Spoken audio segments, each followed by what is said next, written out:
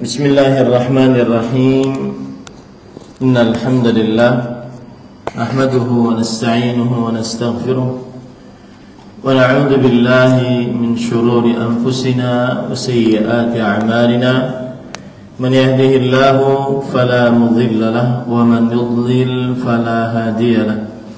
Wa ashhadu an la ilaha illallah wahdahu la sharika lahu wa ashhadu anna Muhammadan abduhu wa rasuluh. Ya ayyuhalladzina amanu taqullaha haqqa tuqatih wa la tamutunna illa wa antum muslimun.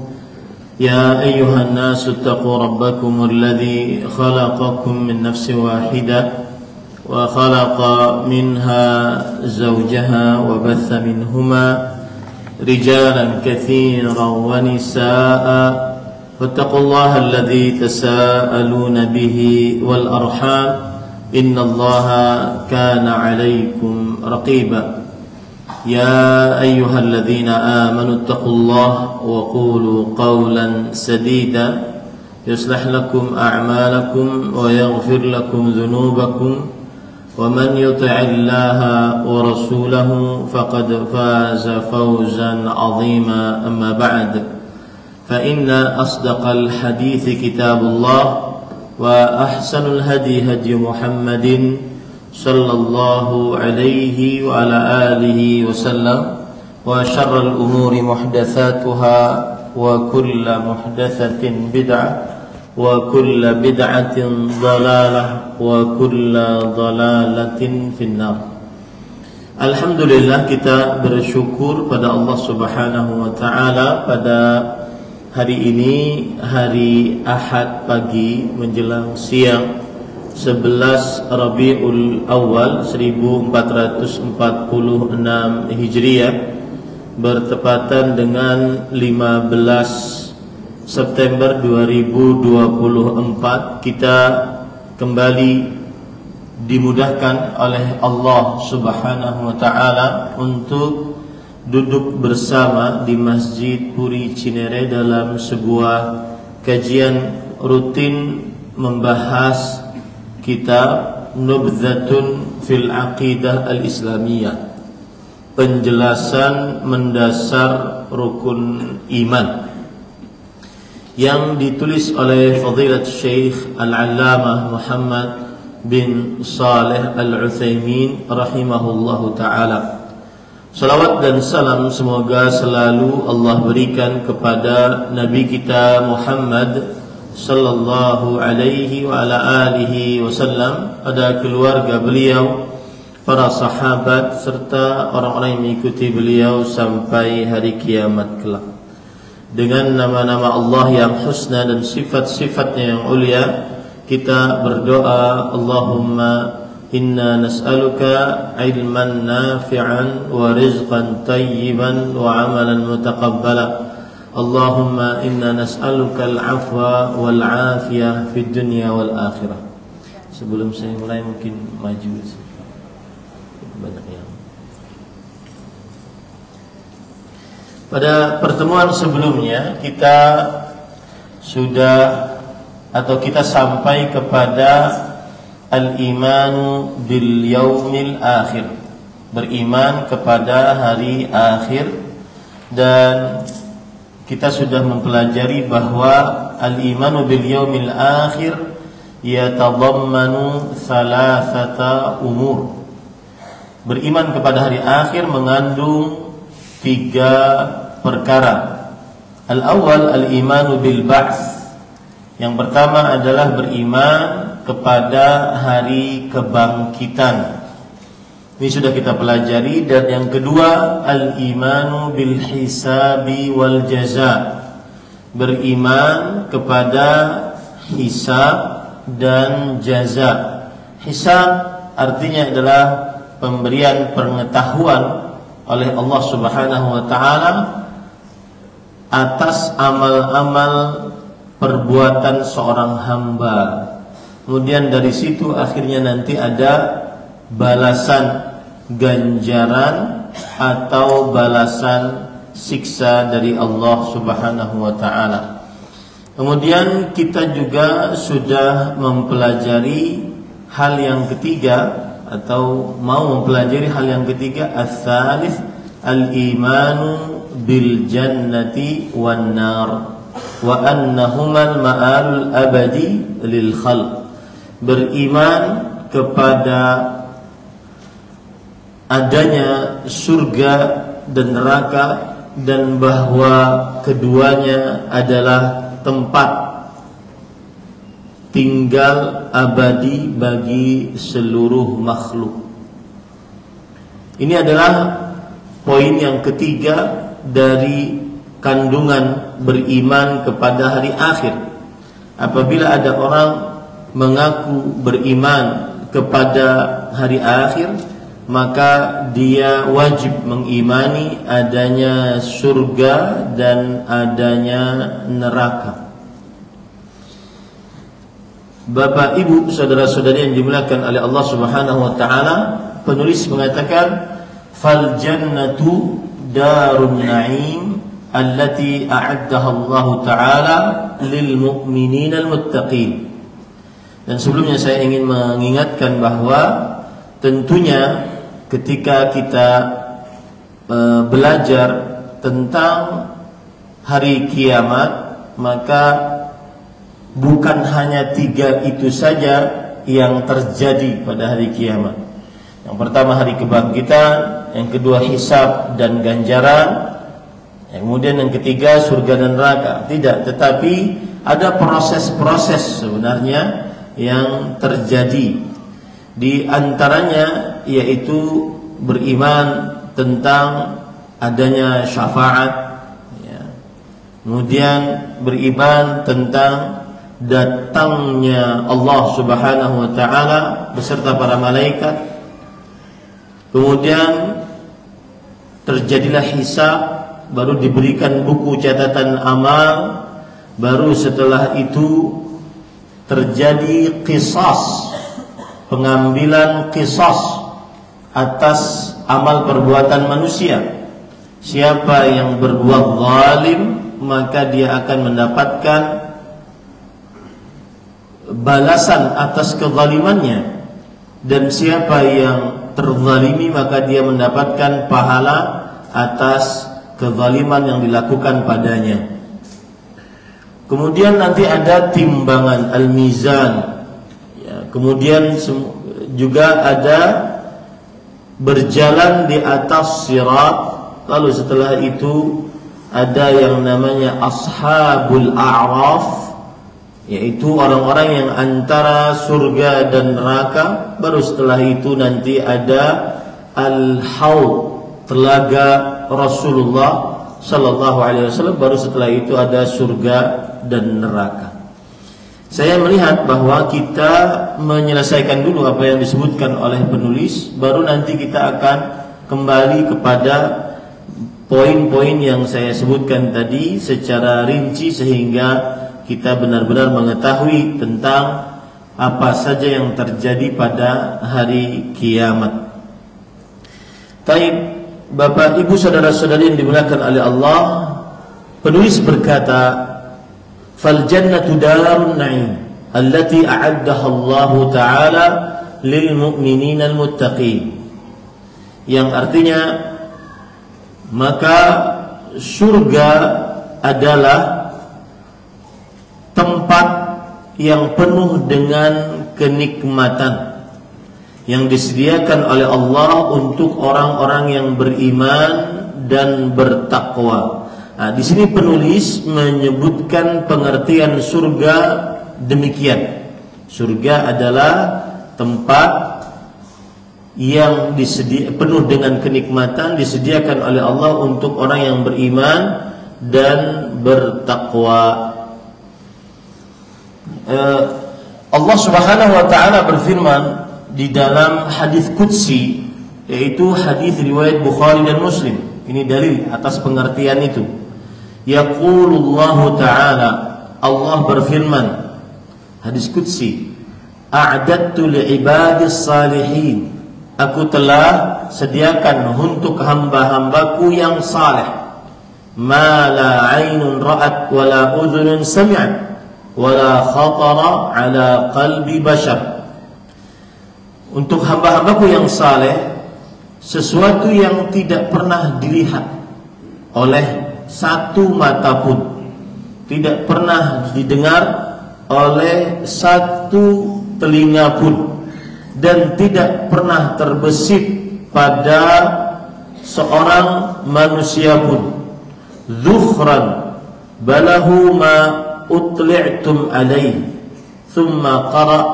Zukhran artinya adalah simpanan yang Allah Subhanahu wa ta'ala simpan nikmat tersebut di hari kiamat saja. Allah Subhanahu wa ta'ala tidak pernah perlihatkan nikmat tersebut kepada seorang pun. Kemudian Rasulullah SAW membaca ayat surat As-Sajdah ayat 17 yang sama dengan hadis qudsi tadi, berbunyi fala ta'lamu nafsun ma ukhfiya lahum.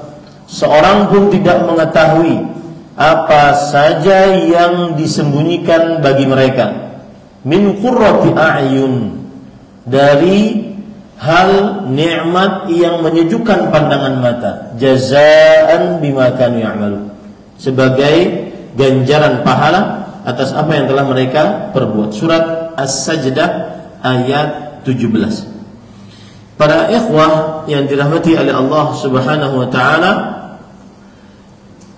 harus kita ingat baik-baik agar kita bisa mengetahui dan meresapi indahnya nikmat surga dengan cara membandingkan nikmat surga tersebut dengan nikmat yang ada di dunia.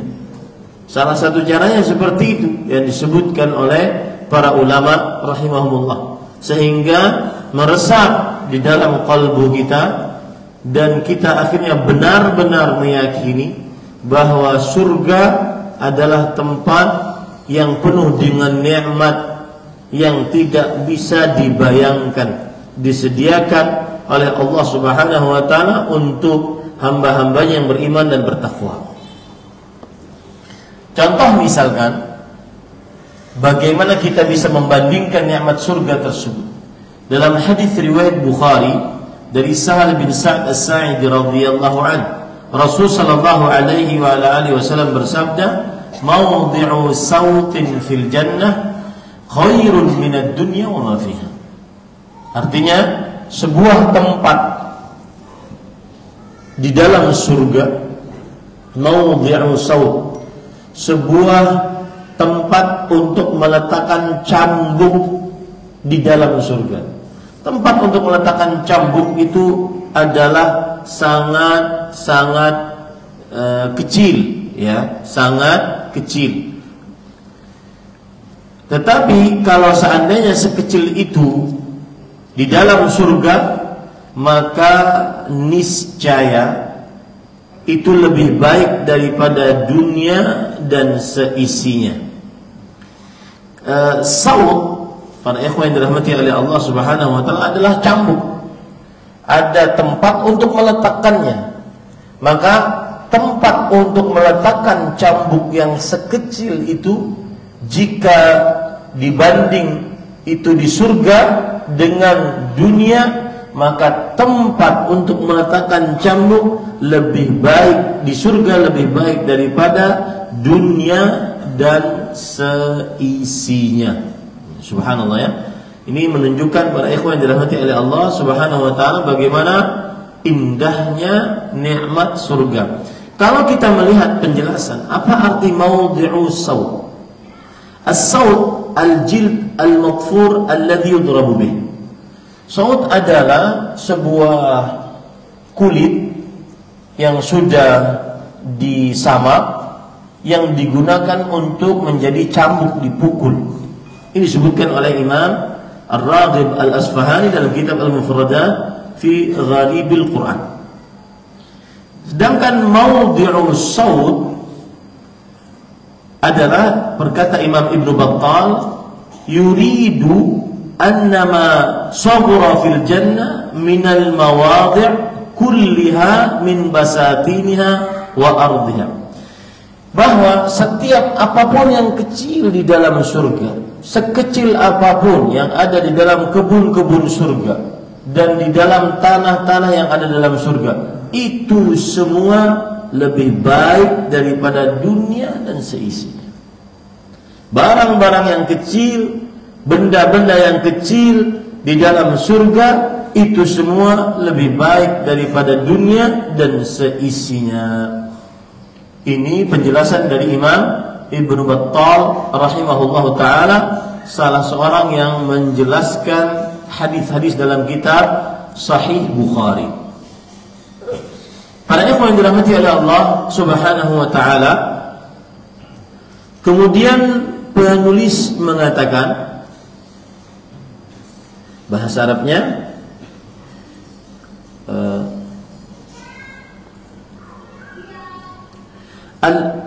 alladzina amanu bima aujaballahu alaihimul iman bih wa qamu bi ta'atillahi wa rasulih.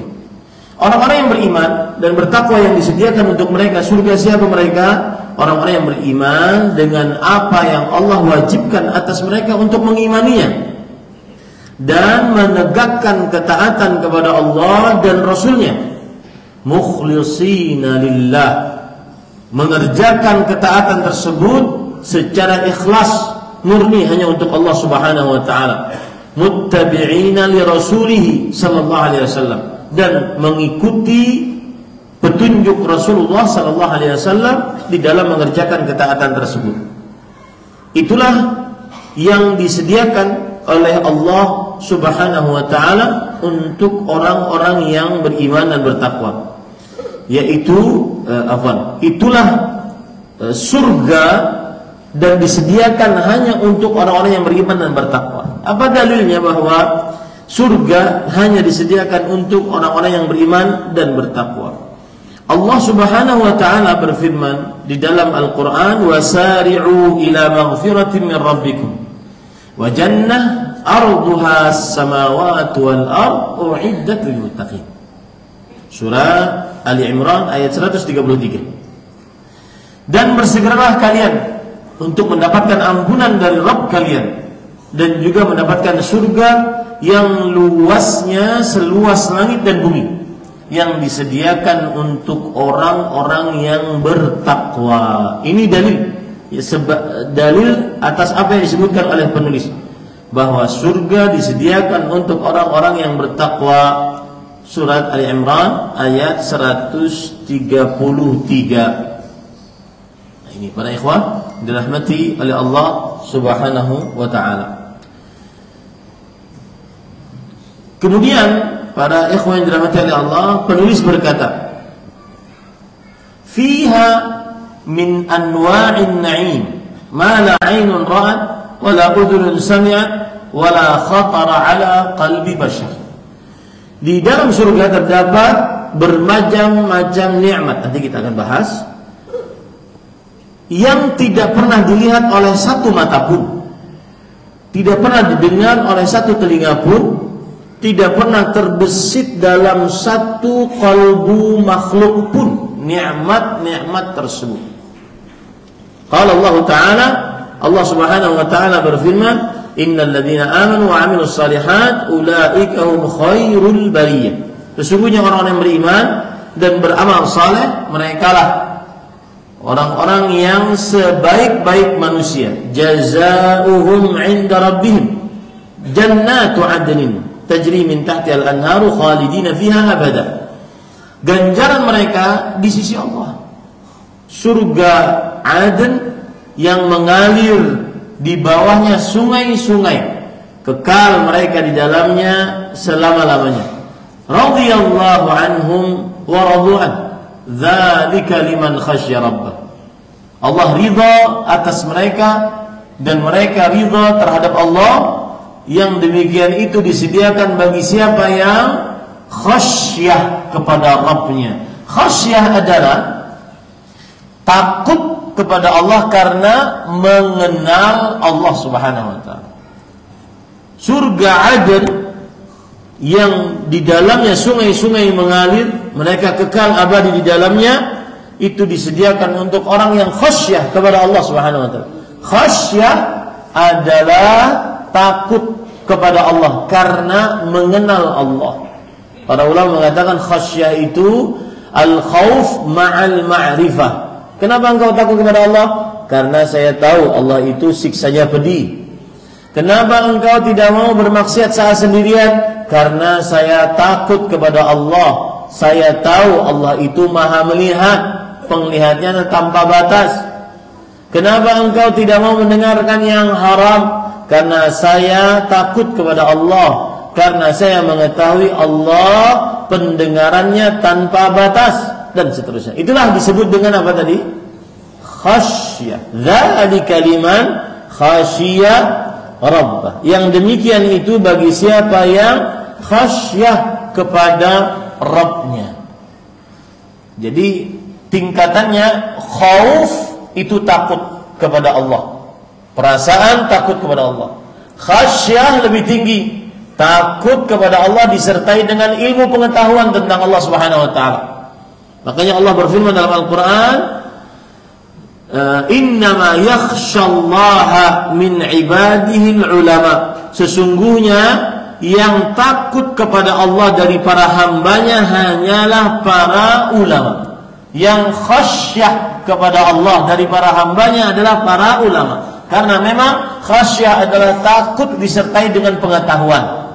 Ini disebutkan oleh Allah dalam surat Fatir ayat 28. Kemudian ada lagi tingkatan yang ketiga dari di atas khasyah, yaitu rahbah.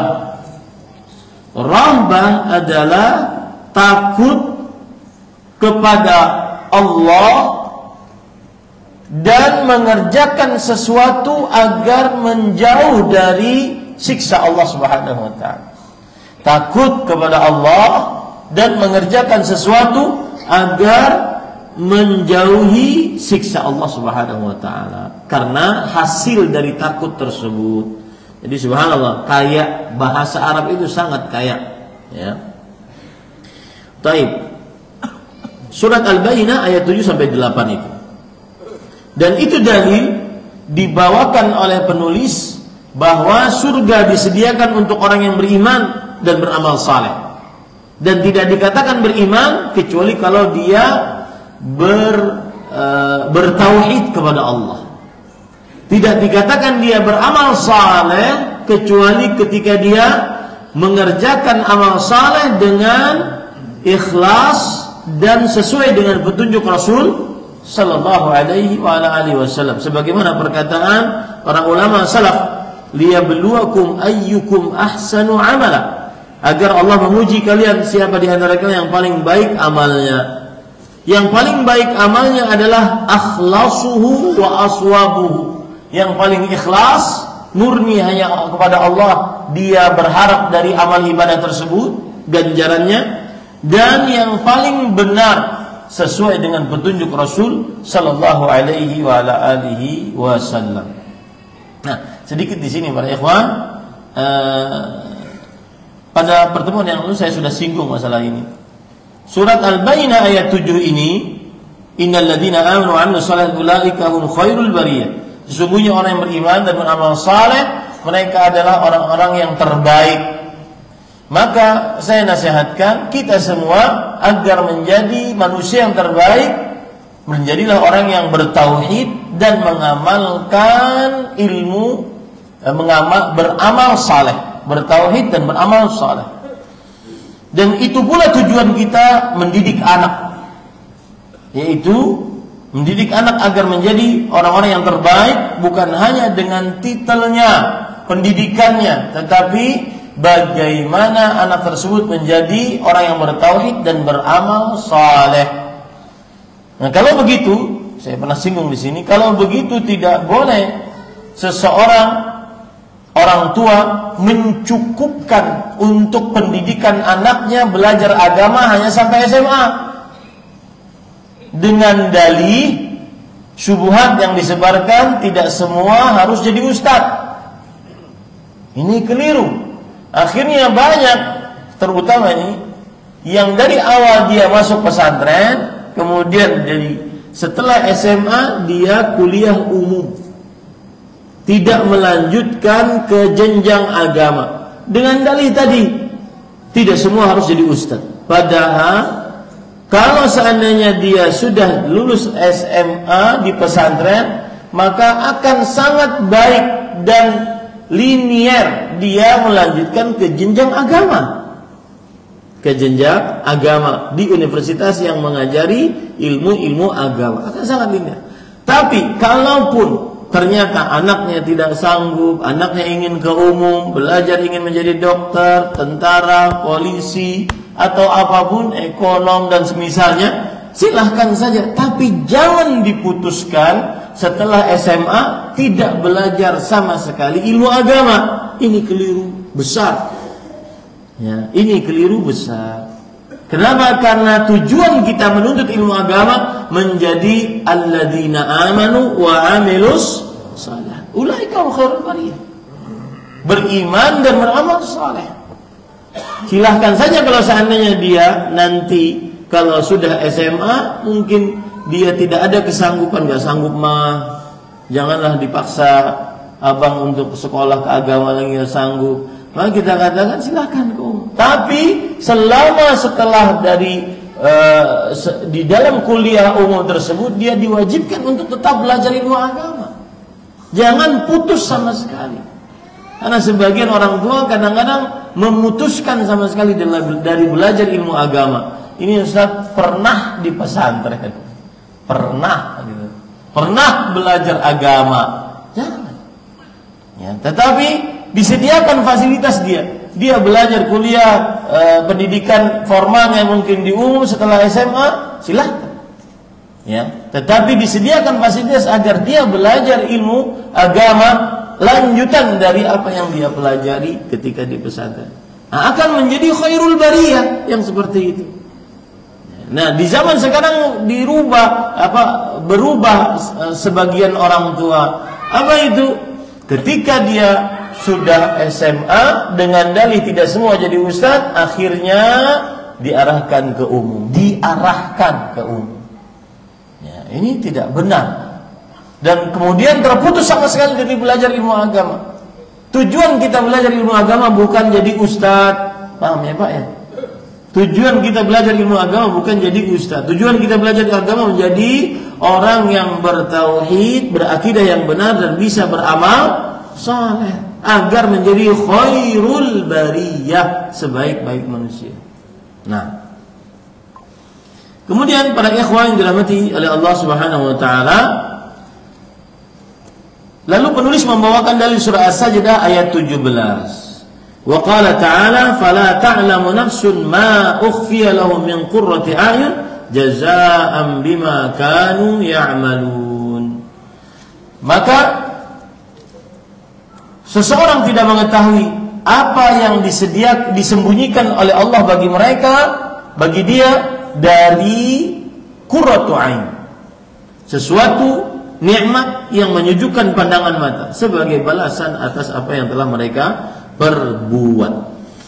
Para ikhwah yang dirahmati oleh Allah Subhanahu wa taala, tambahan akan yang disebutkan oleh penulis, siapa saja yang masuk ke dalam surga, maka kita sebagai seorang muslim harus meyakini dia berarti sukses dengan kata sukses yang sempurna. Garis bawahi baik-baik. Baik suami, istri, anak-anak harus bercita-cita masuk surga. Karena keyakinan seorang muslim, siapa saja yang masuk surga berarti dia sukses dengan kesuksesan yang sempurna. Tidak ada kesuksesan bagi seorang hamba yang sempurna kecuali masuk surga.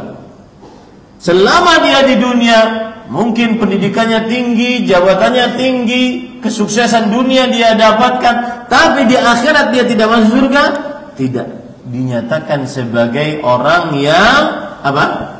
Sukses. Allah berfirman dalam surat Ali Imran ayat 185. Kullu nafsin dha'iqatul maut. Setiap yang bernyawa merasakan kematian. Wa innama tuwaffawna ujurakum yawmal qiyamah. Faman zuhziha 'anil nar wa udkhilal jannah faqad faz. Siapa saja yang dijauhkan dari api neraka, dimasukkan ke dalam surga, maka sungguh ia telah sukses. Faza yafuzu, mendapatkan kemenangan yang hakiki, kesuksesan yang hakiki adalah masuk surga. Tanamkan itu dalam diri kita masing-masing. Bapak, ibu, anak-anaknya, tanamkan. Setinggi apapun nak sekolahmu, kamu harus bercita-cita masuk surga. Karena titelmu profesor, PhD, luar negeri, tinggi jabatan, tidak manfaat tanpa masuk surga. Kesuksesan hakiki adalah masuk surga. Allah berfirman tadi dalam ayat itu, wa innama tuwaffawna ujurakum yaumal qiyamah. Yang artinya, dan sesungguhnya pahala kalian akan diberikan secara sempurna hanya pada hari kiamat. Apapun kenikmatan yang kita dapatkan dari rumah, alat transportasi, kemudian harta benda, emas, perak, apapun kenikmatan yang kita dapatkan, tidak ada nilai kesuksesan di dalamnya jika tidak ada kesempurnaan di dalamnya jika tidak dirasakan nikmat di dalam surganya Allah Subhanahu wa taala. Itu harus jadi keyakinan bagi kita. Tanamkan itu kepada anak-anak kita dari mulai semenjak dini, semenjak dia mulai sudah bisa berpikir, nah nanti kita mudah-mudahan masuk surga, cita-cita kita masuk surga. Di mana-mana ditanamkan itu kepada anak-anak, kepada diri kita, ya, agar kita benar-benar tahu positioning diri kita di dunia ini. Sebagian orang menganggap dirinya di dunia ini kekal, abadi, ya, tidak akan pernah mati. Lupa dia bahwasanya ada kehidupan setelah kematian. Nah, kemudian dari yang lainnya menunjukkan bahwa siapa yang masuk surga, dia pasti sukses. Dia pasti beruntung. Ya, pasti itu beruntungnya. Belum tentu orang yang pendidikan tinggi, jabatan tinggi pasti beruntungnya. Tapi kalau masuk surga, meskipun tidak jabatan tinggi, tidak pendidikan tinggi, tidak kekayaan tinggi, pasti beruntungnya. Allah berfirman di dalam surah An-Nisa ayat 13. Tilka hududullah. Itulah batasan-batasan Allah. Wa man yuti'illaha wa rasulahu yudkhilhu jannat. Siapa yang taat kepada Allah dan Rasulnya, Allah akan memasukkannya ke dalam surga. Tajri min tahtihal anhar. Mengalir di bawahnya sungai-sungai. Khalidina fiha. Mereka kekal di dalamnya. Wa dzalikal fawzul azim. Dan itulah kesuksesan, keberuntungan yang besar. Nah ini Pak, saya ingin menyinggung tentang hijrah. Salah satu yang harus dihijrahkan adalah konsep berpikir. Bukan hanya penampilan, jenggotan, celana di atas 2 mata kaki, ya, kemudian atau pecian, atau sering ke masjid, bukan. Cara berpikirnya, bahwa kalau sebelum berhijrah cara berpikirnya adalah sangat duniawi. Kesuksesan diukur dengan dunia. Sedangkan orang yang sudah berhijrah, kesuksesan diukur adalah cita-cita saya masuk surga. Jauh dari api nerakanya Allah Subhanahu wa ta'ala. Ini para ikhwah yang dirahmati oleh Allah Subhanahu wa ta'ala. Kemudian di sini ada penjelasan oleh Imam Ibnu Qayyim. Kita tahu bahwa surga dalam bahasa Arab al-jannah. Apa itu pengertian al-jannah oleh Imam Ibnu Qayyim rahimahullahu taala dalam kitab beliau Hadil Arwah. Beliau mengatakan al-jannah ismun syamilun li jami'i ma hawathu minal basatin wal masakin wal qusur wa hiya jannatun katsiratun jiddan. Jannah adalah sebuah kata yang mencakup seluruh apa saja yang menampung dari kebun-kebun, tempat tinggal, istana-istana, dan dia jannah yang banyak. Jadi jannah itu semacam lahan, ya, yang di dalamnya terdapat kebun-kebun, tempat-tempat tinggal, kemudian istana-istana. Dan jannah-jannah ini bukan hanya satu, tetapi dia lahan-lahan yang begitu banyak sekali. Ini para ikhwah yang dirahmati oleh Allah Subhanahu wa taala. Baik. Masih berkaitan dengan surga. Ya, masih berkaitan dengan surga. Poin yang selanjutnya ini tambahan dari apa yang disebutkan oleh penulis, ya, yaitu syafaat masuk surga. Syafaat artinya rekomendasi masuk surga. Maka para ikhwan yang dirahmati oleh Allah Subhanahu wa taala, syafaat masuk surga itu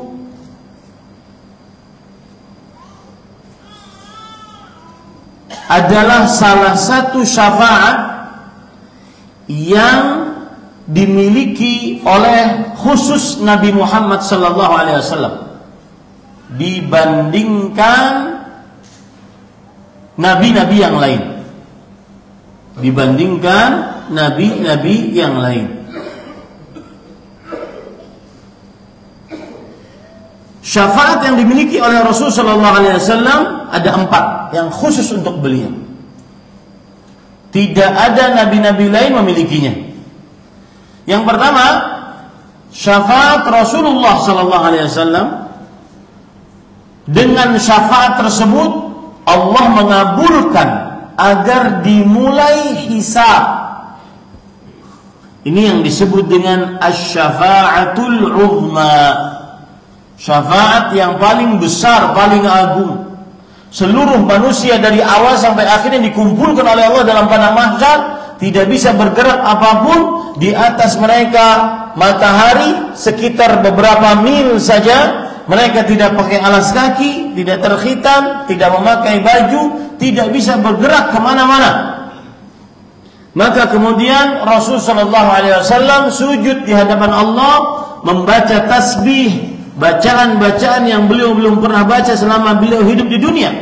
Lalu Allah Subhanahu wa taala mengatakan, "Ya Muhammad, irfa' ra'sak washfa' tushaffa wa sal tu'ta." Wahai Muhammad sallallahu alaihi wasallam, angkat kepalamu, berikan syafaat. Artinya minta apa yang kau ingin minta. Mintalah, permintaanmu akan dikabulkan.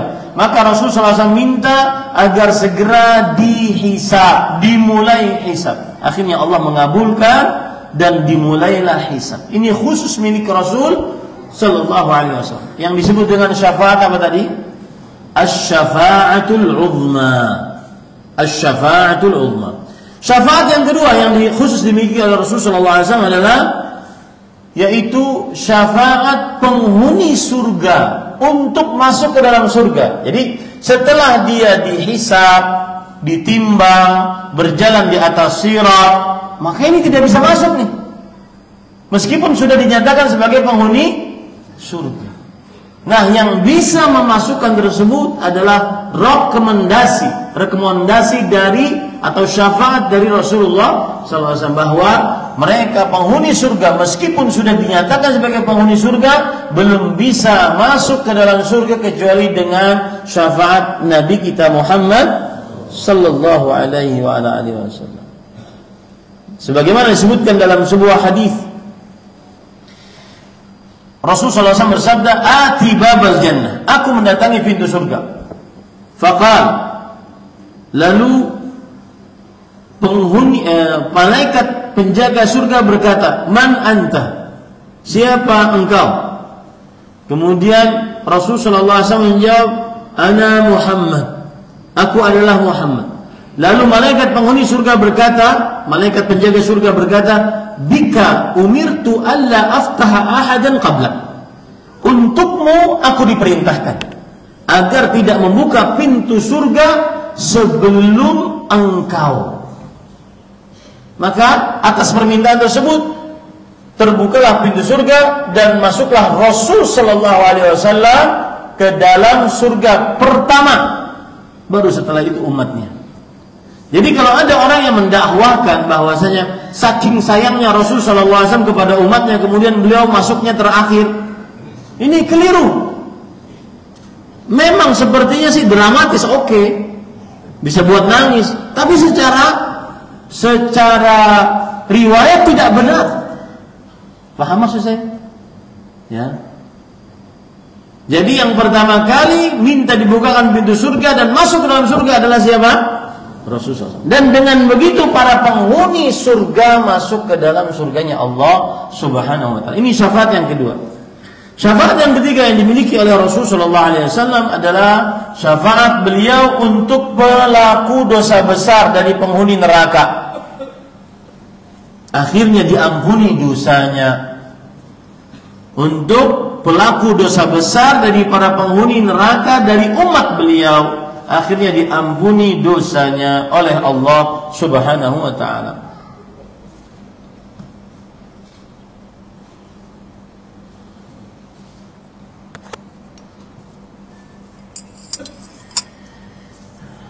Kemudian yang keempat, jadi kalau orang pernah melakukan dosa besar, berusahalah semaksimal mungkin menjadi umat Rasul sallallahu alaihi wasallam. Menjadi umat Rasul sallallahu alaihi wasallam dengan mengikuti ajaran beliau, mengerjakan sunnah-sunnah beliau meskipun pernah melakukan dosa besar. Itu salah satu kiat agar mendapatkan syafaat beliau nanti kelak di hari kiamat. Diampuni dosa-dosa besarnya tersebut. Kemudian yang keempat, beliau memberikan syafaat kebanyakan kepada para umatnya, yaitu dengan cara umat-umat tersebut dari umat-umat beliau masukkan ke dalam surganya Allah Subhanahu wa taala atas syafaat Rasulullah sallallahu alaihi wasallam. Syafaat itu kan prosesnya adalah ini adalah Rasulullah sallallahu alaihi wasallam, kemudian beliau memberi syafaat. Caranya bagaimana? Beliau meminta kepada Allah agar umatnya diampuni. Itulah proses Rasul sallallahu alaihi wasallam memberi syafaat. Beliau meminta kepada Allah agar umatnya diampuni. Beliau meminta kepada Allah agar umatnya dimasukkan ke dalam surga. Beliau meminta kepada Allah agar pelaku dosa besar diampuni dosanya. Itu proses syafaat Rasulullah sallallahu alaihi wasallam. Baik. Nah, ini para ikhwah yang dirahmati oleh Allah Subhanahu wa taala. Itu yang berkaitan dengan surga, yang poin yang kedua tadi. Berkat syafaat Rasulullah, para penghuni surga bisa masuk ke dalam surga. Baik. Kemudian para ikhwah yang dirahmati oleh Allah Subhanahu wa taala. Masih yang berkaitan dengan masuk ke dalam surga. Orang-orang yang beriman sebelum masuk ke dalam surga, mereka akan dibersihkan dulu oleh Allah Subhanahu wa taala. Ya, sampai masuk ke dalam surga itu benar-benar bersih dari segala macam dosa dan kesalahan. Apa dalilnya para ikhwan yang dirahmati oleh Allah Subhanahu wa taala? Surat hadis riwayat Bukhari dari Abu Sa'id Al-Khudri radhiyallahu an, Rasul sallallahu alaihi wasallam bersabda, "Yakhlusul mu'minuna minan nar." Orang-orang beriman terlepas dari api neraka. Fayuhbasuna ala qantaratin bainal jannati wan nar. Jadi gini, Pak. Ini hisab sudah, timbangan sudah, lalu mereka berjalan di atas sirat. Sirat itu jembatan yang dibagi seperti rambut dibagi 7, ya, seperti rambut lebih tajam daripada pedang, lebih tipis daripada pedang, lebih tipis daripada rambut, ya, lebih tajam daripada pedang. Itu di bawahnya adalah neraka. Di bawahnya neraka. Maka otomatis yang lewat itu dia bisa melihat neraka. Makanya disebutkan dalam hadis, yakhlusul mu'minuna minan nar. Orang-orang beriman selamat dari neraka. Maksudnya selamat dari sirat yang di bawahnya apa? Neraka. Paham sampai sini ya? Taib. Fayuhbasuna ala qantarah bainal jannati wan nar. Maka kemudian mereka ditahan di sebuah jembatan namanya qantarah. Yang mana jembatan tersebut antara surga dan neraka. Jadi ada sirat, ada qantarah. Sirat jembatan, qantarah juga jembatan, tapi ini lebih kecil dan di bawahnya tidak ada api neraka. Sirat di bawahnya ada api neraka. Fa yuqassu li ba'dhihi min ba'din madhalimu ma kanat bainahum fid dunya hatta idza huzzibu wa nuqqu udhina lahum fi dukhulil jannah. Nah, ini menarik. Maka saat di qantarah itu di jembatan tadi diambillah qisas sebagian dari sebagian lainnya. Apabila ada kezaliman terhadap orang lain, maka yang terzalimi mendapatkan haknya, yang menzalimi memberikan haknya, memberikan bagiannya kepada orang lain. Yang terjadi selama di dunia. Makanya Pak, pentingnya halal-halalan, minta halal, minta ridha di hari kiamat, karena itu akan mengurangi saat di atas qantarah. Jadi ada dua istilah tadi Pak. Yang pertama apa? Sirat. Sirat itu jembatan yang lebih tipis dari rambut, lebih tajam daripada pedang, licin, menggelincirkan. Di samping-sampingnya ada besi-besi bengkok pengait. Di bawahnya ada apa?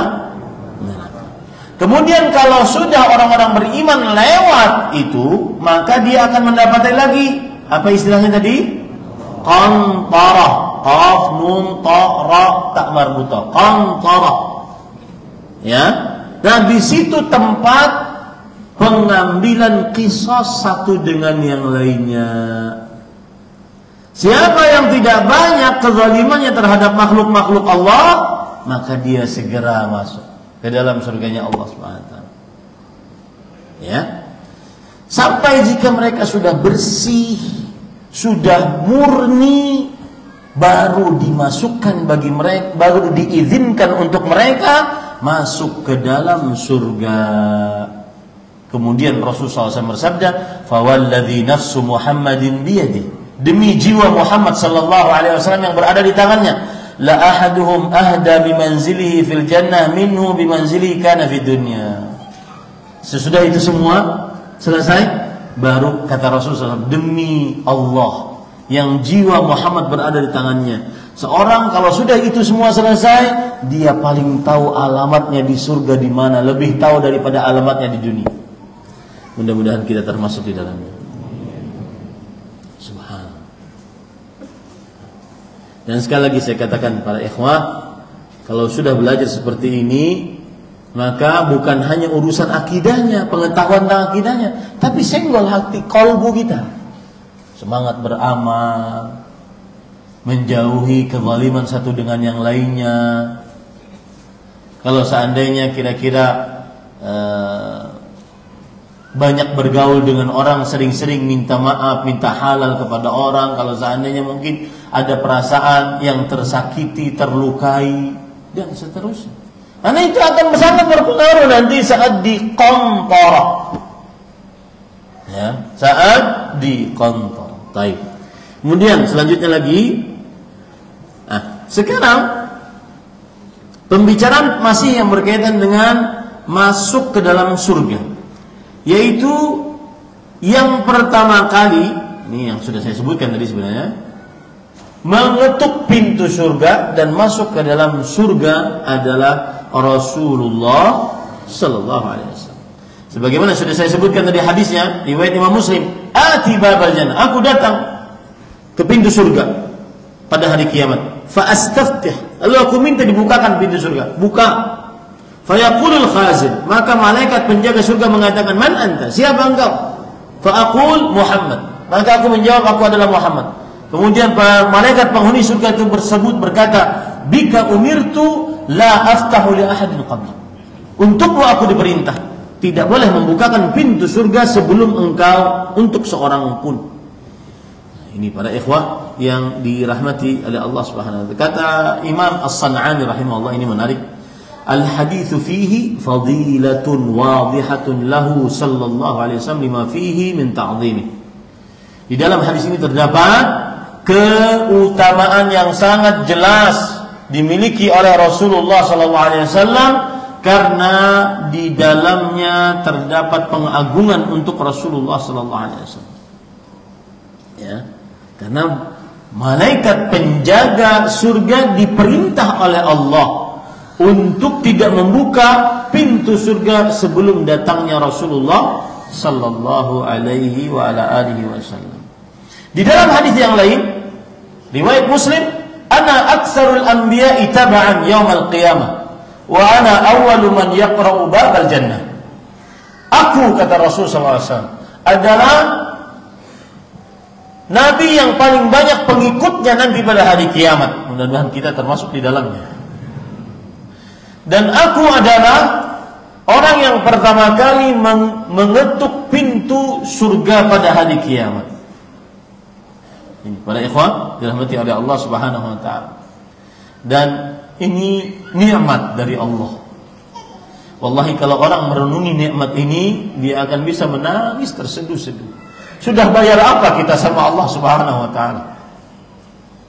Sehingga Allah memberi petunjuk kepada kita untuk menjadi umat Nabi kita Muhammad sallallahu alaihi wasallam. Sudah janjian apa kita dengan Allah dan dengan Rasulullah sallallahu alaihi wasallam? Sampai kita dipilih oleh Allah Subhanahu wa taala dan ditakdirkan sampai detik ini. Mudah-mudahan sampai mati kita masih beriman kepada Nabi Muhammad sallallahu alaihi wasallam. Saat sebagian manusia kebanyakannya dalam keadaan kekufuran dan kemusyrikan, tidak percaya dengan kenabian Nabi Muhammad SAW. Wallahi ini nikmat, lebih besar nikmat ini daripada nikmat harta benda, lebih besar nikmat ini daripada kenikmatan-kenikmatan yang ada di dunia.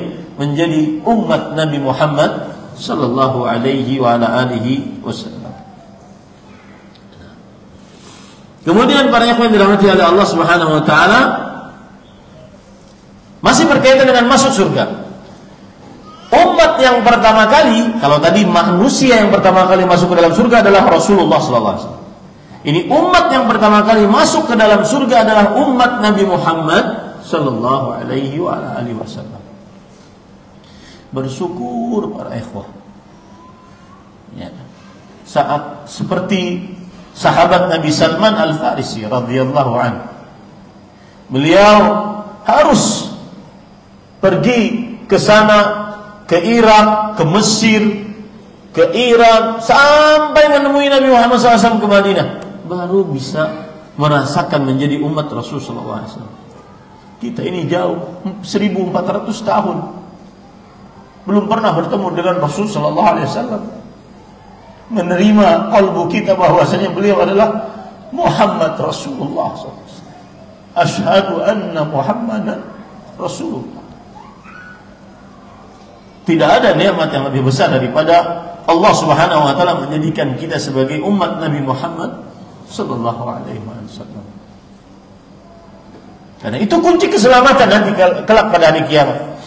Kunci kebahagiaan, salah satu kebahagiaannya adalah menjadi manusia yang pertama-tama masuk ke dalam surganya Allah Subhanahu wa taala. Pernah ada seorang mu'allaf masuk dalam Islam. Waktu itu kalau tidak salah saya masih di Damam, ada orang Filipina gitu masuk dalam agama Islam. Kemudian dia bekas pendeta. Kemudian mengatakan, Ustaz, saya masuk dalam agama Islam alhamdulillah, tapi saya sedih malah. Kan di dalam keyakinan kita tidak bisa mendoakan orang tua kita yang mati dalam kekufuran. Kenapa begitu Ustaz? Saya ingin juga mereka masuk ke dalam surga, menjadi umat Nabi Muhammad sallallahu alaihi wasallam. Maka saya katakan, hadza qadarun min Allah. Inilah keputusan Allah 50.000 tahun sebelum penciptaan langit dan bumi. Dan setelah saya katakan seperti itu baru agak mereda. Maka para ikhwah, bandingkan dengan kita yang bapak ibu kita, kakek nenek kita, buyut-buyut kita, muslim-muslimah, apa yang sudah kita bayar sama Allah sampai Allah Subhanahu wa taala memberikan nikmat yang begitu besar. Dari sekian miliar manusia, si fulan, si fulana dipilih oleh Allah sebagai umat Nabi Muhammad sallallahu alaihi wasallam. Salah satu kenikmatan dan keistimewaannya masuk surga terlebih dahulu dibandingkan umat-umat yang lain. Dalam hadis yang diriwayatkan oleh Imam Bukhari dan Muslim, nahnul akhirun al-awwalun yaumil qiyamah. Kita manusia paling terakhir, tetapi kita yang paling pertama pada hari kiamat. Nahnu awwalu man yadkhulul jannah. Kita orang yang pertama kali masuk ke dalam surganya Allah Subhanahu wa taala. Baida annahum utul kitab min qablina wa utinahu min ba'dih. Meskipun mereka diberikan kitab sebelum kita, Yahudi dan Nasrani, dan kita diberikan kitab setelah mereka, tapi kita al-awwalun pada hari kiamat. Pertama kali masuk ke dalam surganya Allah Subhanahu wa ta'ala. Kata Imam Al-Qurtubi rahimahullah, hadha kulluhu syarafun li hadhihi al-ummah bi syarafi nabiyyiha wa li'annahum khairu ummah ukhrijat lin-nas. Ini adalah seluruhnya kemuliaan untuk umat ini dengan sebab kemuliaan nabinya Muhammad sallallahu alaihi wasallam, dan karena mereka adalah sebaik-baik umat yang diutus kepada manusia. Kemudian para ikhwan yang dirahmati oleh Allah, masih berkaitan dengan masuk ke dalam surga, termasuk hal yang patut kita perhatikan berkaitan dengan masuk ke dalam surga. Ada orang-orang nanti masuk ke dalam surga, wajah-wajah mereka seperti bulan purnama.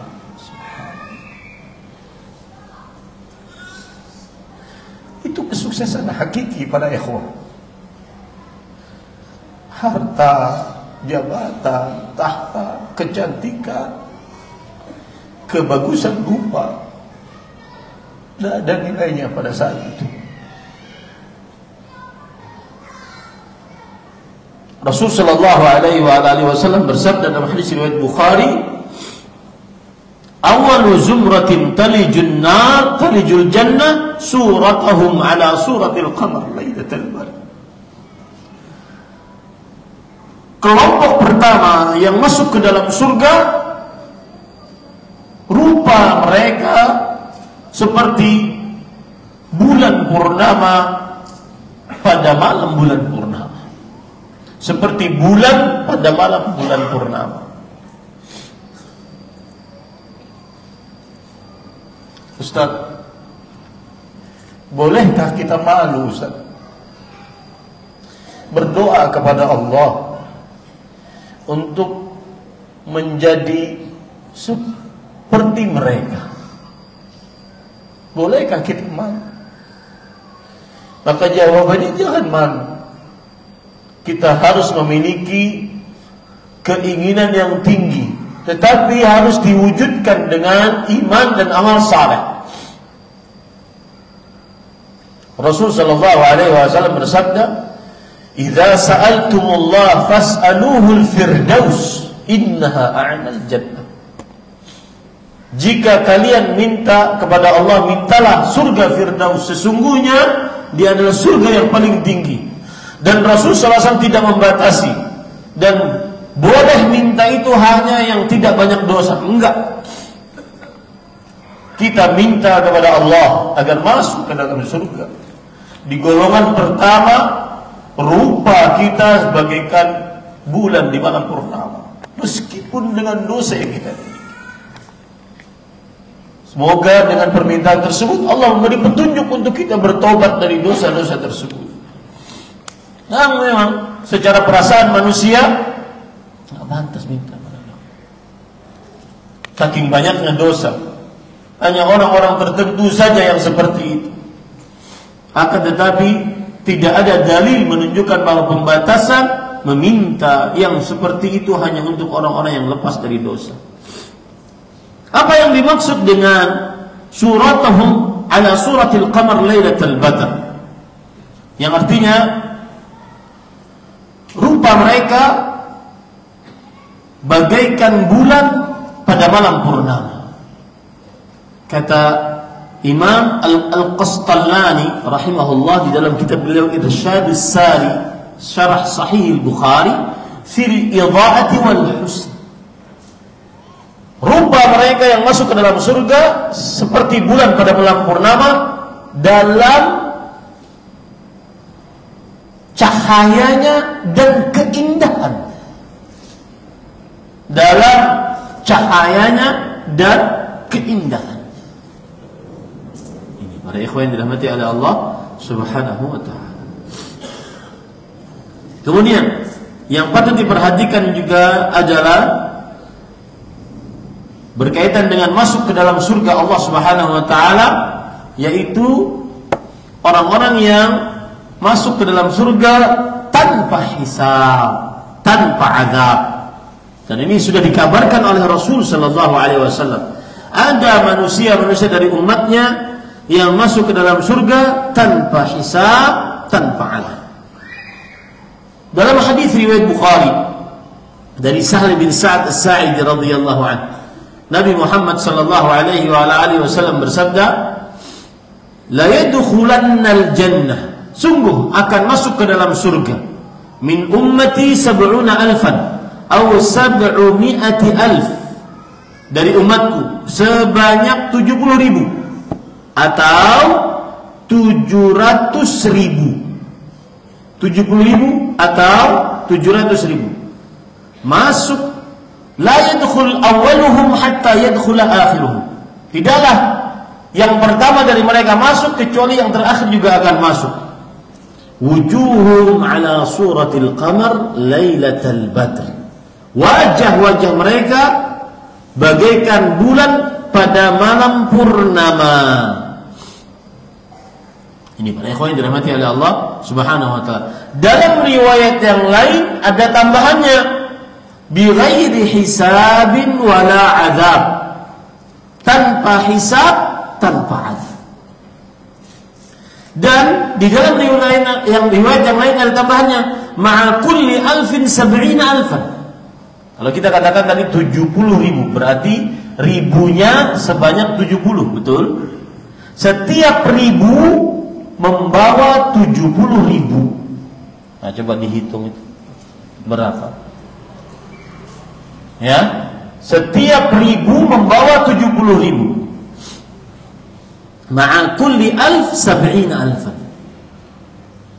Kalau 70,000 saja, sahabat-sahabat Nabi yang berhaji bersama Rasulullah SAW 150,000, habis tiketnya.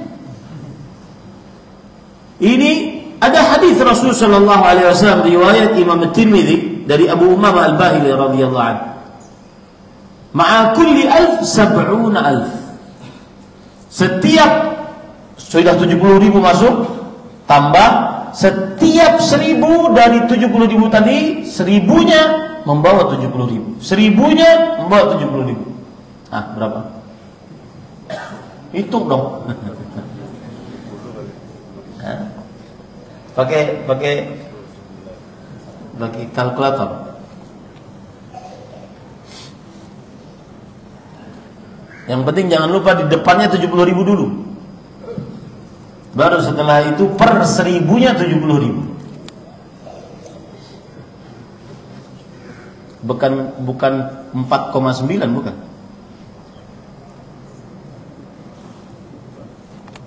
Hah? Benar. 4,9 juta apa miliar? Tambah 70,000 di depan. Hitung. Mudah-mudahan dengan menghitung kita dapat nih.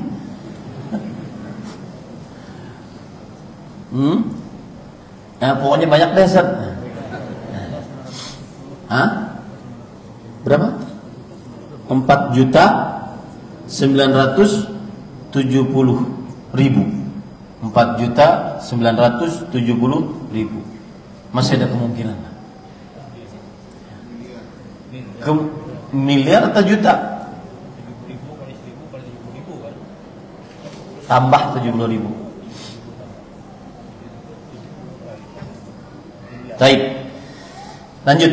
Kemudian para ikhwan yang dirahmati oleh Allah Subhanahu wa taala, anggap tadi 4,9 miliar ya, atau 4,9 juta 70.000. Anggap seperti itu. Lalu Rasulullah SAW bersabda, wa thalatha hasayatin min hasayati Rabbi, dan 3 hasayat dari 3 hasayat Allah Subhanahu wa taala. Apa itu hasayat? Dijelaskan oleh Imam Al-Qadhi Iyad rahimahullah. Jadi ini bukan dari saya. Imam Al-Qadhi Iyad menjelaskan, al-hathi itu dalam bahasa Arab adalah al-gharfu mil al-air, mil al-yadi. Kalau orang mengambil air dengan kedua tangannya, itu adalah hasayat. Nah, di dalam hadis sesudah jumlah tadi 70.000 masuk surga tanpa hisab, setiap 1.000-nya membawa 70.000 plus lagi tambah, kalau bahasa saya ini apa nih? Tanggukan gitu ya. Cidukan. 3 dari cidukan-cidukan Allah Subhanahu wa taala. Dan kita belum tahu bagaimana luasnya tangan Allah Subhanahu wa ta'ala. Mudah-mudahan kita termasuk di dalamnya. Kemudian para ikhwah, yang patut diperhatikan, apa syarat utama masuk ke dalam surga tanpa hisab, tanpa azab? Dan sebelum itu, kalau ada yang bertanya, Ustaz, apa istimewanya masuk surga tanpa hisab, tanpa azab? Oh, sangat istimewa. Kenapa? Apakah Ustaz sudah merasakan? Bukan. Sangat istimewa. Kenapa? Karena tidak perlu dihisab. Hisab tadi apa? Allah memperlihatkan amalan. Kemudian setelah itu baru diganjar sesuai dengan amalan. Kalau tanpa hisab berarti tanpa itu. Kemudian azab berarti tanpa harus masuk ke dalam nerakanya Allah Subhanahu wa taala. Dan ini sangat istimewa. Nah, ini para ikhwan dirahmati Allah. Nah, di sana ada syarat-syaratnya. Syarat-syaratnya para ikhwah yang dirahmati oleh Allah Subhanahu wa taala disebutkan oleh Rasulullah sallallahu alaihi wasallam. Kanu la yaktahun. Mereka tidak melakukan pengobatan secara kai. Melakukan pengobatan secara kai. Kai adalah pengobatan dengan paku atau jarum yang dipanaskan lalu ditusukkan ke dalam tubuh. Ya, yang dimasukkan ke dalam tubuh. Dan para ikhwan yang dirahmati oleh Allah Subhanahu wa taala, sebenarnya kai ini boleh secara pengobatan. Ya, boleh secara pengobatan. Karena disebutkan dalam hadis Rasul sallallahu alaihi wasallam, hadis riwayat Bukhari. Asy-syifa fi thalath. Obat penyembuh ada 3. Ya. Syarbatu asal wa syartatu mihjam wa kayyatuna. Obat penyembuh ada 3, minum madu, kemudian hijamah, bekam, kemudian melakukan pengobatan dengan kai. Wa anha an ummati anil kai.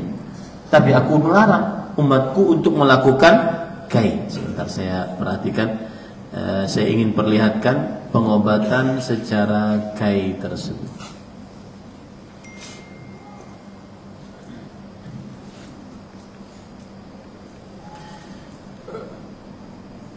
Baik.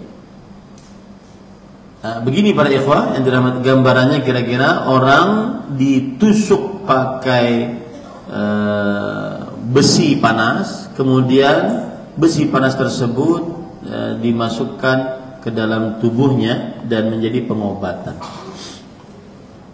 Nah, ini gambaran orang, ini besinya panas, ya. Kemudian jadinya nanti seperti ini. Nah, ini kain. Dan apa hubungannya dengan masuk surga tanpa hisab, tanpa azab? Allahu a'lam. Yang jelas Rasulullah SAW menyebutkan bahwa orang yang masuk surga tanpa hisab, tanpa azab, mereka tidak melakukan pengobatan secara kain. Kemudian setelah itu Rasulullah SAW bersabda, wala yastarqun, dan tidak minta diruqyah, dan tidak minta diruqyah. Para ikhwan yang dirahmati oleh Allah, maksudnya adalah tidak meminta dari orang lain untuk meruqyah dirinya. Tidak meminta orang lain untuk meruqyah dirinya. Kenapa? Bukankah boleh? Ya, boleh. Ya, boleh. Tetapi di dalamnya ada semacam ketergantungan walau secuil kepada makhluk. Disitulah akhirnya seseorang dilarang.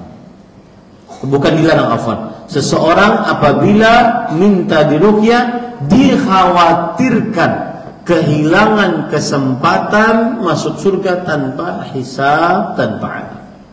Minta diruqyah. Kalau ada orang sakit, datang orang kemudian meruqyah, sedangkan dia tidak minta si sakit ini, maka tidak mengapa. Yang disebutkan adalah la yastarqun, yaitu tidak minta diruqyah. Tetapi sekali lagi, minta diruqyah terutama saat ada hajat keperluan, maka tidak mengapa. Akan tetapi lebih utama lagi dia meruqyah dirinya sendiri. Ini para ikhwah yang dirahmati oleh Allah Subhanahu wa taala. Nah, kemudian yang ketiga adalah la yatatayyarun, tidak melakukan tiarah. Apa itu? Merasa bernasib sial dengan sesuatu yang dilihat atau sesuatu yang didengar. Merasa bernasib sial dengan sesuatu yang dilihat atau sesuatu yang didengar. Seperti Rasulullah SAW bersabda, la safar, tidak ada bulan safar yang sial. La adwa, tidak ada penyakit menular dengan sendirinya. La hamah, tidak ada burung hantu yang mendatangkan kesialan.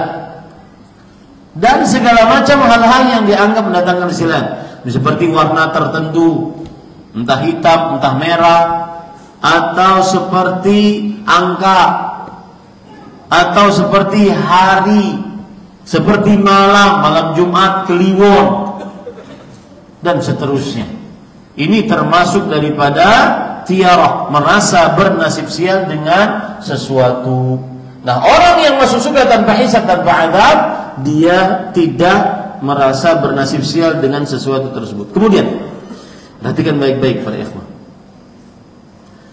Tiarah, merasa bernasib sial dengan sesuatu. Kata Imam Ibnu Qayyim rahimahullah, lam yahkillahu fil Qur'ani 'anil tiyarah illa an a'da'ir rusul. Allah tidak menyebutkan tentang sikap tiarah di dalam Al-Qur'an kecuali dari para musuh-musuh Rasul.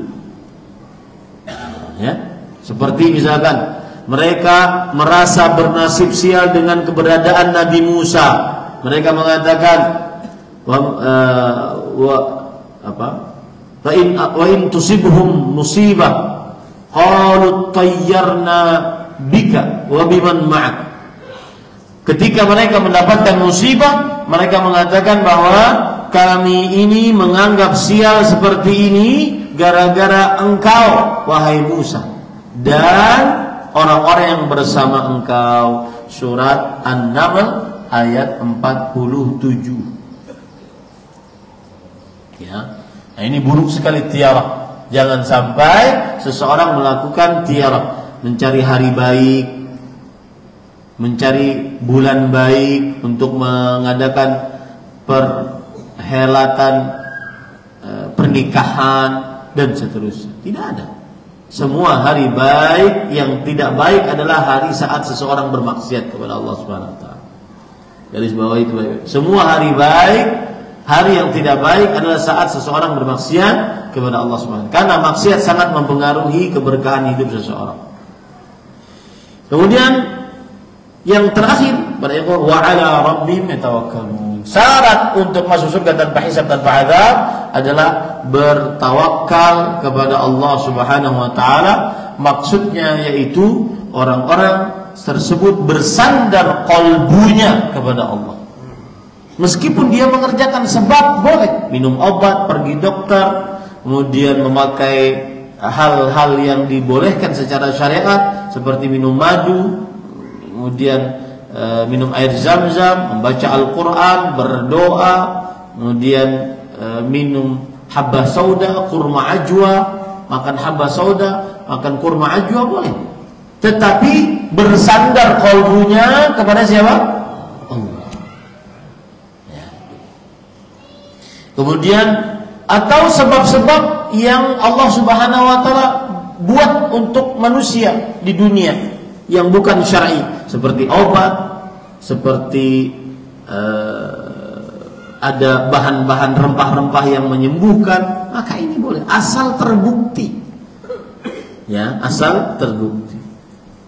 Tetapi meskipun memakai demikian, maka sandaran qalbunya tetap kepada Allah. Bahkan Syekh Al-Allamah Muhammad bin Shalih Al-Utsaimin mengatakan, barang siapa yang dia bekerja dan sandaran hatinya kepada pekerjaannya agar dapat duit, gaji, benar-benar bersandar hatinya kepada pekerjaannya tersebut, kalau nggak kerja nggak dapat, maka itu termasuk yang terlarang, karena dia tidak bertawakal kepada Allah Subhanahu wa taala. Masih banyak tentang surga pada ikhwah yang dirahmati oleh Allah Subhanahu wa taala. Waktu tidak cukup. Masih ada beberapa poin yang saya belum bahas, ya, yaitu diantaranya orang-orang miskin masuk ke dalam surga sebelum orang kaya. Kemudian orang-orang ahli maksiat masuk ke dalam surga. Kemudian orang yang paling terakhir masuk ke dalam surga, kemudian melihat Nabi Muhammad SAW di dalam surga, ya. Nah, ini belum kita bahas, mudah-mudahan pada pertemuan yang akan datang. Wallahu a'lam.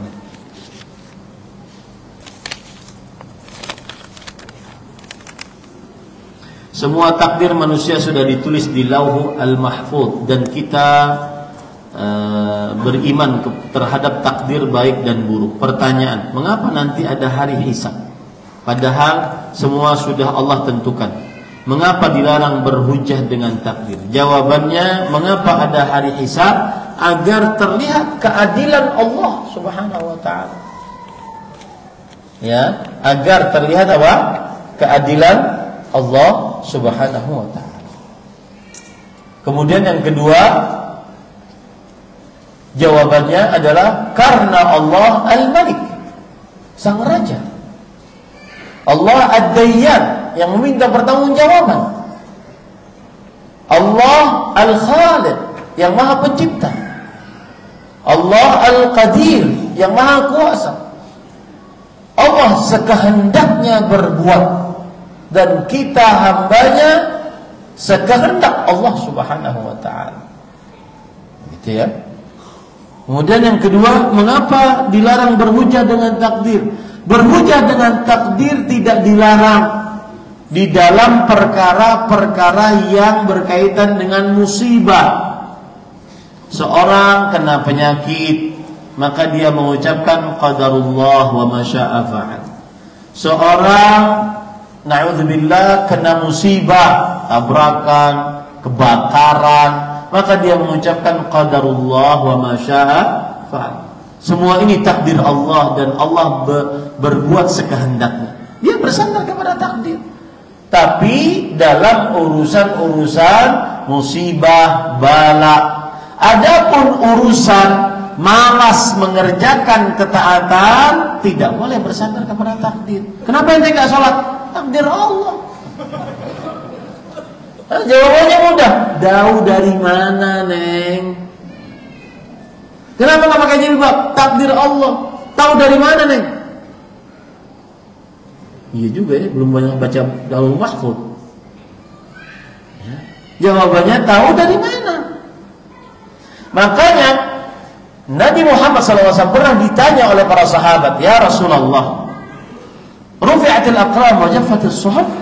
Apakah benar pena pencatat takdir sudah diangkat dari kitab Lauhul Mahfuz dan kitab Lauhul Mahfuz lembaran-lembarannya sudah kering? Kata Rasulullah SAW, nah, rufi'atil aqlam wa jaffatis suhuf. Iya, sudah diangkat penanya, lembarannya sudah kering, ketetapannya sudah ditetapkan. Lalu para sahabat bertanya, fa fimal amal? Kalau begitu ngapain kita beramal? Maka apa jawab Rasulullah SAW? Beliau tidak menjawab pertanyaan, tetapi beliau memberikan sebuah petunjuk. Kata beliau, i'malu fa kullun muyassarun lima khuliqalah. Beramallah. Sesungguhnya seseorang akan dimudahkan sesuai dengan apa yang telah Allah takdirkan untuknya. Artinya apa? Jangan berpikir bahwa kita takdirnya ini, karena kita tidak tahu. Tapi tugas kita beramal, bertakwa, beribadah, mengerjakan perintah, menjauhi larangan. Itu tugas kita. Itu yang harus kita kerjakan. Ya. Nah, ini sama dengan tadi, mengapa dilarang berhujah dengan takdir?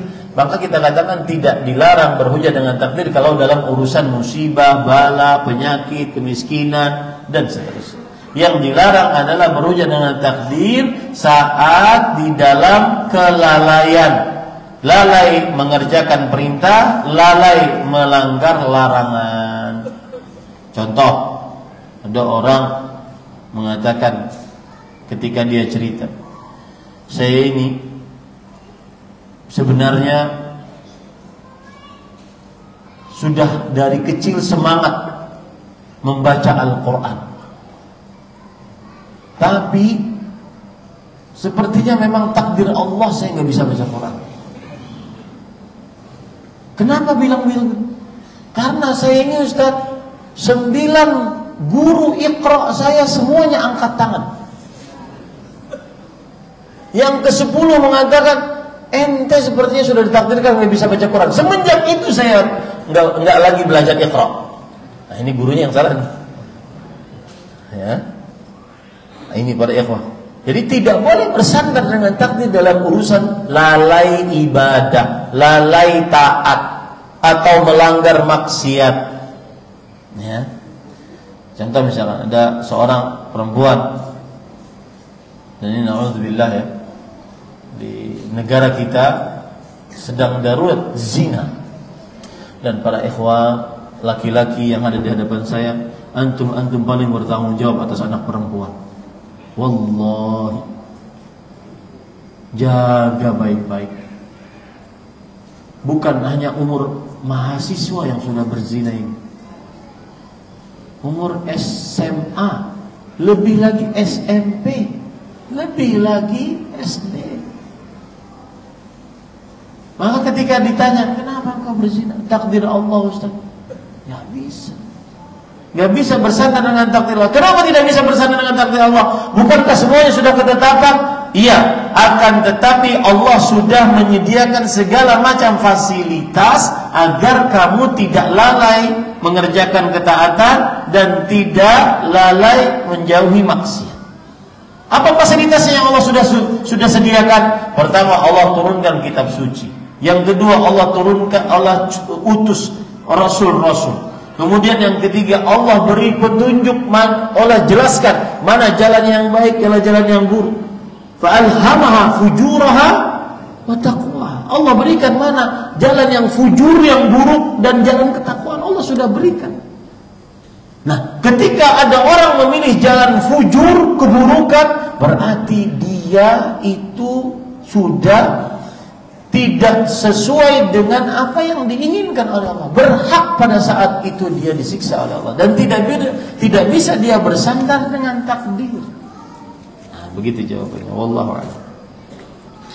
Mana yang valid? Hidup ini pilihan atau hidup ini di dunia ini panggung sandiwara? Mohon dijawab agar iman semakin mantap. Barakallahu fiik. Maka jawabannya para ikhwah, ini sama pertanyaannya dengan begini. Ustaz, kita ini robot yang dijalankan oleh Allah akhirnya menjadi panggung sandiwara saja. Semuanya dalam tanda kutip sutradaranya Allah Subhanahu wa taala. Atau hidup ini adalah pilihan, bahasa akidahnya musayyar, mukhayyar. Musayyar berarti dijalankan oleh Allah. Seperti para ulama sering mencontohkan, seperti daun kering yang jatuh dari pohon diterpa angin terbolak-balik. Terserah angin mau kemanakan itu pohon, kemanakan itu daun. Seperti itu. Ya. Musayyar itu. Apakah kita ini musayyar atau mukhayyar? Mempunyai pilihan. Maka jawabannya dua-duanya. Seorang manusia musayyar pada satu sisi, dia ditetapkan oleh Allah Subhanahu wa taala takdirnya pada satu sisi, tapi dia juga memilih pilihannya pada satu sisi, dan pilihannya tersebut tidak keluar dari apa yang sudah ditakdirkan oleh Allah. Ya, begitu ya. Wallahu a'lam. Apakah jika kita selamat di alam kubur otomatis selamat juga ke depannya, Ustaz? Iya, pasti. Rasulullah sallallahu alaihi wasallam bersabda, "Awwalu manzilin min manazil akhirah al-qabr." Yang pertama kali dari tempat tempat singgah akhirat adalah kuburan. Faman najah minhu fama ba'dahu aisaru min. Yang selamat di kubur, maka fase-fase tempat-tempat singgah setelahnya dia lebih mudah untuknya. Ya, karena kalau sudah selamat dia dalam kubur, Pak, itu ada hadis riwayat Imam Ahmad dari Al-Bara bin Azib, maka kuburannya dilapangkan seluas mata memandang. Dibukakan pintu surga. Bau wangi surga masuk ke dalamnya. Kuburannya bercahaya. Kemudian orang tersebut mengatakan, "Ya Rabbi aqimis sa'ah." Ya Allah, segera bangkitkan kiamat. Ya, karena dia dapat nikmat. Ya, artinya dia tahu nasibnya saat sudah dikubur, barakallahu.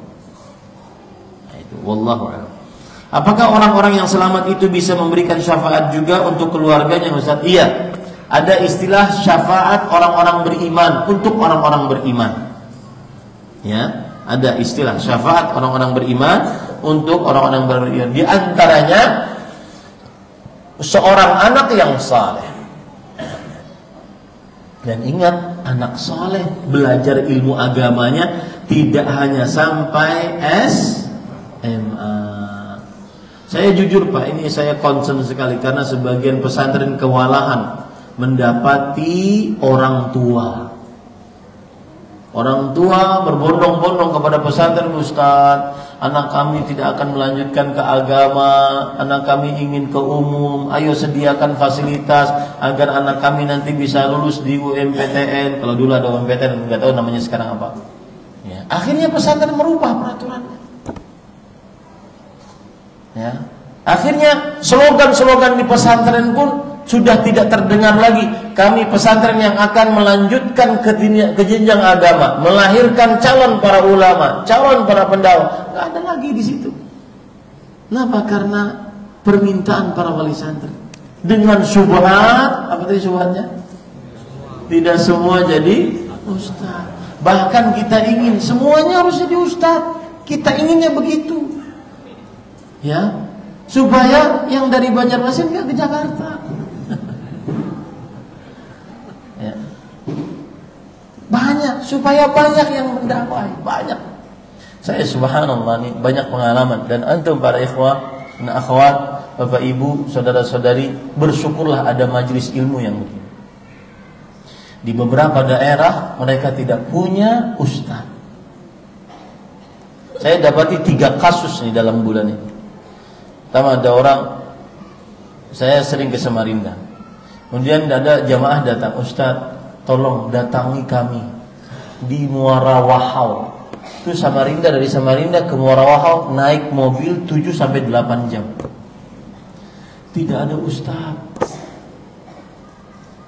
Di Kalimantan Utara minta, Ustaz, kami sediakan rumah, Ustaz, sediakan ini, sediakan ini.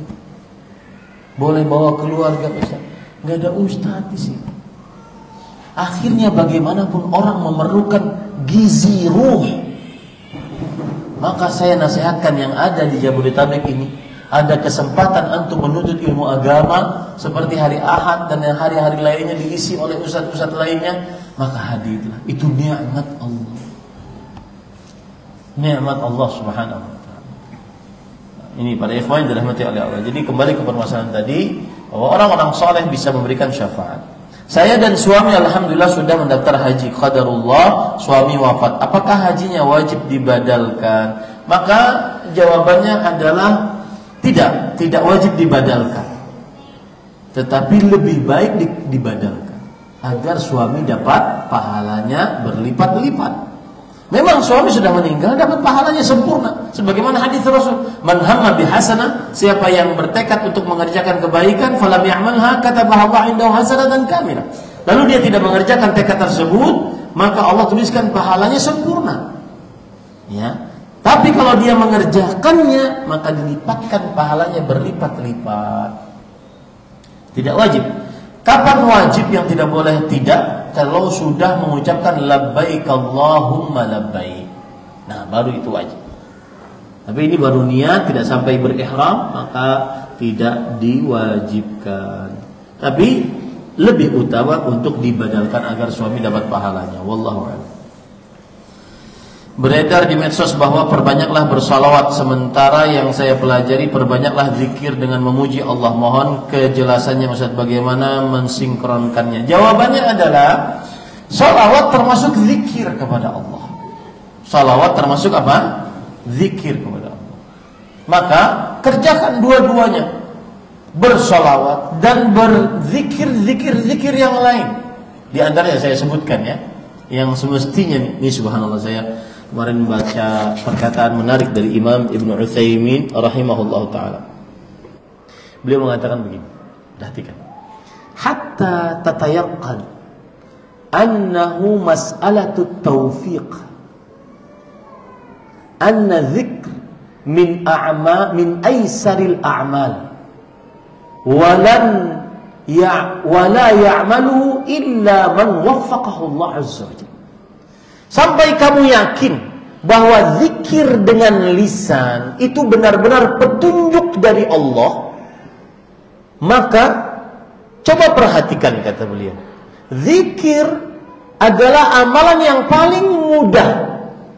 Hanya menggerakkan lisan tanpa effort begitu banyak. Nggak pakai biaya, nggak pakai tenaga, menggerakkan lisan.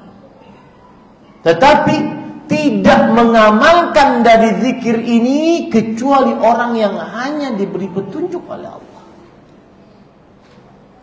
Antum misalnya lagi nyetir di mobil, apalagi kalau di Jakarta sering macet, berzikir pada Allah. Jangan ngumpat-ngumpat. Wah, kampret loh.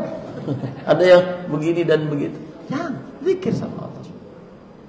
Di antara zikir yang sangat istimewa, yang paling afdal setelah Al-Quran adalah 4 kalimat yang sangat dicintai oleh Allah. Subhanallah, walhamdulillah, wa la ilaha illallah, wallahu akbar. Kemudian 2 kalimat yang sangat dicintai oleh Allah, ringan di lisan, berat di timbangan. Subhanallah wa bihamdih, subhanallahil azim. Kemudian 2 kalimat yang kalau dibaca 100 kali saja, maka dosa-dosa sebanyak buih di lautan diampuni oleh Allah. Subhanallah wa bihamdih. Kemudian istighfar. Para ulama salaf mengatakan, ajibtu min qaumin halaku wa ma'hum najatuhum. Aku heran dengan suatu kaum kok bisa binasa, dapat siksa padahal mereka mempunyai amalan yang bisa menghilangkan mereka dari siksa tersebut, yaitu istighfar. Rasul sallallahu alaihi wasallam setiap kali bermajlis beliau minimal 70 kali membaca Rabbighfirli wa tub alayya innaka antat tawwabur rahim. Astaghfirullah wa atubu ilaih. Dan seterusnya. Maka kemudian berselawat. Ya, perbanyak hal tersebut, dan itu taufik dari Allah. Tidak semua orang diberikan taufik oleh Allah Subhanahu wa taala. Bagaimana cara singkat masuk surga tanpa hisab dan azab? Adakah doa-doa dan amalannya, Ustaz? Sudah dijelaskan tadi, ya. Dan orang-orang pasti maunya secara singkat. Ya, maunya instan. Sudah jelaskan tadi. Apa yang dimaksud dengan Al-Quran kelak akan menuntun kita? Apakah tidak membacanya, membaca tapi tidak tartil, atau bagaimana? Menuntut kita. Maksudnya Al-Quran menuntut kita. Ini hadis Rasul sallallahu alaihi wasallam. Al-Quran hujjatun laka au alaik. Quran itu bisa menjadi pemberat, pembelamu nanti di hari kiamat, atau bisa menjadi musuhmu di hari kiamat. Apa maksudnya? Banyak maksudnya. Yang pertama, Quran jika tidak dibaca menjadi musuh di hari kiamat. Yang kedua, Quran jika tidak diamalkan menjadi musuh pada hari kiamat. Yang ketiga, lebih sering mendengarkan selain Al-Quran dibandingkan Al-Quran. Quran menjadi musuh nanti pada hari kiamat. Ya. Yang keempat, berhukum kepada selain hukum Al-Quran. Quran menjadi musuh nanti pada hari kiamat. Nah, seperti itu para ikhwan yang dirahmati Allah. Wallahu a'lam. Sekarang di Mekah diperbolehkan safar wanita tanpa mahram. Apakah kita dari Indonesia? Bolehkah wanita umrah tanpa mahram? Jazakallahu khairan. Tidak boleh. Ya. Tidak boleh, dan sangat disayangkan sebagian pemilik travel, bahkan ini nasihat. Ya, nasihat. Saya tidak ada kebencian, nasihat. Bahkan sebagian para ustaz semenjak peraturan ini dibolehkan, akhirnya nyari-nyari dalil. Nyari-nyari perkataan para ulama, ini loh boleh. Dulu kencang banget, ente kemana? Itu yang tadi perkataan itu kemana? Ya nggak boleh. Ya, kita lebih condong kepada pendapat yang tidak boleh. Kalau saya katakan lebih condong berarti ada pendapat lain memang. Tapi ingat, saya sebutkan agak rinci. Mazhab yang membolehkan bersafar tanpa mahram mazhab Syafi'i. Tapi mereka punya batasan hanya pada perkara haji wajib dan umrah wajibah. Yang selainnya tidak. Paham ini para ikhwan? Itu saja yang mereka bolehkan. Yang selainnya tidak dibolehkan. Haji sunnah, umrah sunnah enggak dibolehkan. Itu pun saya lebih condong kepada pendapat para ulama yang tidak membolehkan, karena dalilnya jelas. La Rasul sallallahu alaihi wasallam bersabda, la yahillu lil mar'ati an tusafira illa wa ma'a dhi mahram. Tidak halal bagi seorang perempuan untuk bersafar bersamanya mahramnya. Seorang laki-laki berkata, wahai Rasulullah, saya pasukan di perangan ini. Bagaimana saya? Kata Rasul sallallahu alaihi wasallam,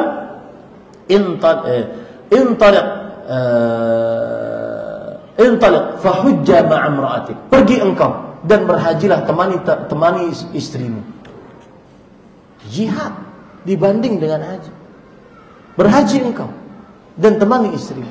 Maka saya lebih condong kepada pendapat para ulama yang mengatakan tetap haram.